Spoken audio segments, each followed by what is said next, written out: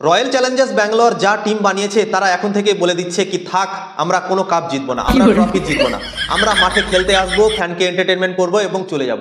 83 কোটি টাকা নিয়ে আইপিএল নিলামে গেছে। ঋষভ পান্ট, কেএল রাহুল, শ্রেয়স আইয়ার, বড় বড় প্লেয়াররা আইপিএল নিলামে উঠেছে, কিন্তু মনে হচ্ছে তারা ঘুমিয়ে পড়েছিল, তাদের নামটা শুনতেই পায়নি, আরসিবি টেবিল অবধি তাদের নাম পৌঁছায়নি। সত্যি ভাই, এত বড় বড় প্লেয়াররা চলে গেল। কেএল রাহুলের কথা সব থেকে বেশি আলোচনা হচ্ছিল কি আরসিবি দল নেবে তাকে, ঋষভ পান্টকে যাবে, 83 কোটি টাকা যেহেতু তার কাছে আছে, সেকেন্ড হাইয়েস্ট প্রাইস তার কাছে আছে, তারা যাবে তার পিছে, কিন্তু সে গেলই না, কোনো বেডি উঠালো না কেএল রাহুলের উপরে বা ঋষভ পান্তের উপরে বা শ্রেয়স আইয়ারের উপরে।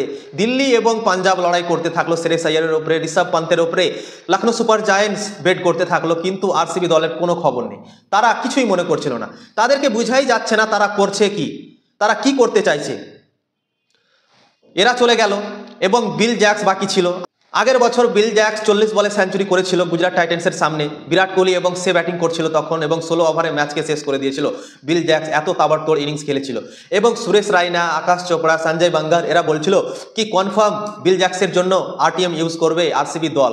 এবং বিল জ্যাক্স যখন নিলামে এলো তখন মুম্বাই ইন্ডিয়ান্স 5,25,00,000 টাকায় তাদের বেড ফাইনাল হলো এবং মুম্বাই ইন্ডিয়ান্সের দল দেখছিল আরসিবি টেবিলের দিকে এবং দেখছিল কি তারা আরটিএম ইউজ করছে কি করছে না।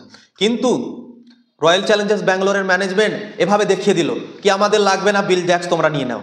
এবং অনেকটা খুশি হয়ে গেল মুম্বাই ইন্ডিয়ান্সের খেমাটা এবং মুম্বাই ইন্ডিয়ান্সের টেবিলে যারা যারা ছিল অনেক খুশি হয়ে গেল। এবং আকাশ আম্বানি যে মুম্বাই ইন্ডিয়ান্সের মালিক, তার নিজের টেবিল ছেড়ে আরসিবি টেবিলের দিকে এগিয়ে গেল এবং তাদের দুজনের সঙ্গে হাত মিলিয়ে এলো। তো এটা ভাই সবাইকে অবাক করেছে কি ধন্যবাদ তোমাদেরকে বিল জ্যাক্সকে আমাদেরকে দেওয়ার জন্য। তো ভাই কি হচ্ছে আরসিবি দলের সঙ্গে, কেউ বুঝতে পারছে না কি তারা কি করতে চাইছে। মোহাম্মদ সিরাজ এত সুন্দর বোলার, বিরাট কোহলির যত ফ্যানবেস আছে দ্বিতীয় নম্বরে মোহাম্মদ সিরাজের ছিল আরসিবি দল থেকে, কিন্তু মোহাম্মদ সিরাজকে রিটেন করলো না, তাকে ছেড়ে দিল এবং অকশনে গেল, অকশনেও তার উপরে বেট করলো না, তাকে রিলিজ করে দিল। এবং তোমরা বিল জ্যাক্সকে দেখো, এত সুন্দর ক্রিকেট খেললো আইপিএল 2024 সালে, 5-6টা ম্যাচ খেলারই সুযোগ পেয়েছিল, সে সেঞ্চুরি করেছিল, 50 করেছিল, তা সত্ত্বেও বিল জ্যাক্সকে নিল না এবং মুম্বাই ইন্ডিয়ান্সকে দিয়ে দিল। তো আরসিবি দল মনে হচ্ছে বুঝতেই পারছে না তারা কি করতে চাইছে, তারা কি আইপিএল কোনোদিনও জিতবে না, তারা শুধু খেলতে আসবে আইপিএলটা। সত্যি ভাই সবাইকে অবাক করেছে এবং আরসিবির ফ্যান যারা আছে তারা প্রচণ্ড নিরাশ আছে এবং অনেক কথা বলাবলি করছে আরসিবি ম্যানেজমেন্টের উপরে।